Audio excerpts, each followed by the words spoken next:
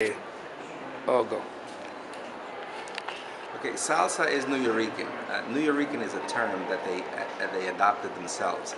Nuyorican means that you're born in New York City out of Puerto Rican parents. So, if you personify salsa, salsa was born in New York City out of Puerto Rican parents because there's three elements in any musical genre.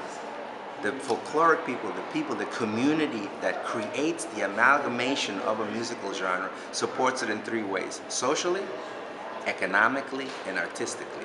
So let's begin with economically.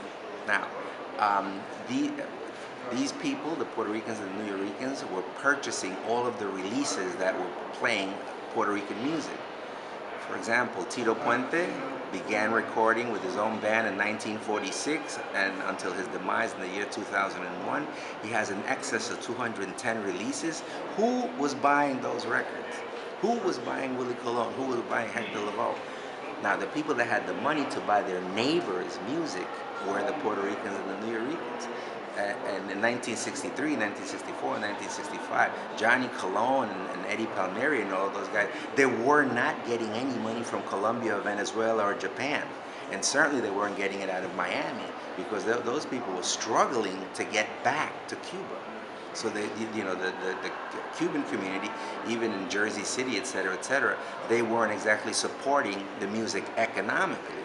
So when you go to a dance, for example, let's go back to a dance in 1970. You go into a dance, 80% of the people in there were either Puerto Rican or New Yorican. Of course, there's Cubans, of course, there's Haitians, of course, there's Colombians, Ecuadorians, but 80% of the people that go to salsa dances, even today, are either Puerto Rican or New Yorican. So there's your economic support. Now, artistically, 70% of the people that call themselves salseros, you have to call yourself salsero. In other words, you can't say Gloria Estefan is a salsera, you can't say Carlos Santana is a salsero because they don't call themselves. And when they go up and get a Grammy, they don't get it for salsa, they get it for rock or they get it for pop. So the people that call themselves salsero, an excess of 70% are either Puerto Rican or New Yorican. So there's your artistic support. The social support. The social support is not only do you give your children the music, in other words, you go up to Spanish Harlem and there's still people that are learning about salsa from their grandfather, from the guy upstairs, from the neighbor, from your uncle, from your grandfather. Mark Anthony's from 101st Street and First Avenue, the Metro North projects. That's the latest product to come out of Spanish Harlem. So they're supporting themselves socially. Also, the second Sunday in June, you have the National Puerto Rican Day Parade. What you have there is they start at 12, they finish at 6, and you have floats. You have 60 floats of every single salsa band in New York City. This is the best ones, the best ones. Puerto Rico sends along its folkloric, they send along their pleneros, they send along their bomberos, they send along marching bands that are playing folkloric music. They're not playing Jean-Philippe Sousa, they're not playing marches, they're playing folkloric music. So what do you have there? The National Puerto Rican Day Parade is in fact a salsa parade, and it's been going on for the last 55 years on Fifth Avenue. That's a social support.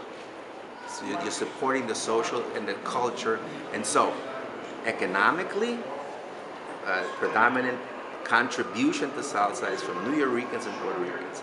Socially, the predominant contribution to the amalgamation of salsa is Puerto Ricans and New Yorkers. Socially, the predominant contribution is Puerto Rican and New Yorkers. So it's a watertight argument to say that salsa is New Yorker.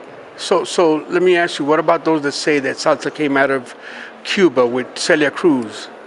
No, it's an amalgamation. You can't name one artist saying that they embody the whole.